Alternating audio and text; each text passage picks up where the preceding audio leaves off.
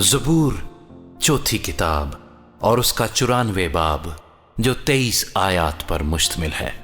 اے خداوند، اے انتقام لینے والے خدا، اے انتقام لینے والے خدا، جلوہ گر ہو، اے جہان کا انصاف کرنے والے، اٹھ مغروروں کو بدلا دے۔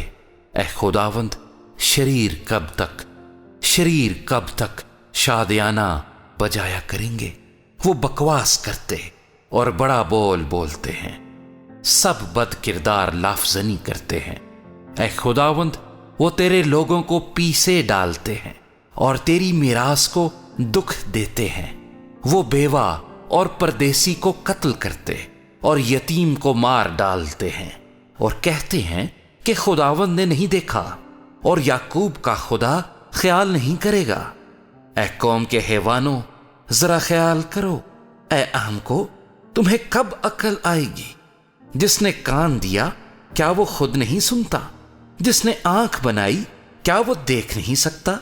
کیا وہ جو قوموں کو تنبیہ کرتا ہے اور انسان کو دانش سکھاتا ہے سزا نہ دے گا؟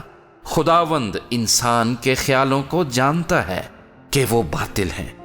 اے خداوند، مبارک ہے وہ آدمی جسے تو تنبیہ کرتا اور اپنی شریعت کی تعلیم دیتا ہے، تاکہ اس کو مصیبت کے دنوں میں آرام بخشے، جب تک شریر کے لیے گڑھا نہ کھودا جائے، کیونکہ خداوند اپنے لوگوں کو ترک نہیں کرے گا اور وہ اپنی میراث کو نہیں چھوڑے گا، کیونکہ عدل صداقت کی طرف رجوع کرے گا اور سب راست دل اس کی پیروی کریں گے۔ شریروں کے مقابلے میں کون میرے لیے اٹھے گا؟ بد کرداروں کے خلاف کون میرے لیے کھڑا ہوگا؟ اگر خداوند میرا مددگار نہ ہوتا تو میری جان کب کی عالم خاموشی میں جا بسی ہوتی۔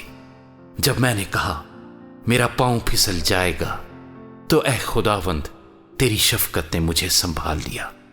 جب میرے دل میں فکروں کی کثرت ہوتی ہے تو تیری تسلی میری جان کو شاد کرتی ہے۔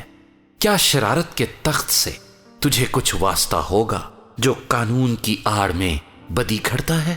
وہ صادق کی جان لینے کو اکٹھے ہوتے ہیں اور بے گناہ پر قتل کا فتویٰ دیتے ہیں، لیکن خداوند میرا اونچا برج اور میرا خدا میری پناہ کی چٹان رہا ہے۔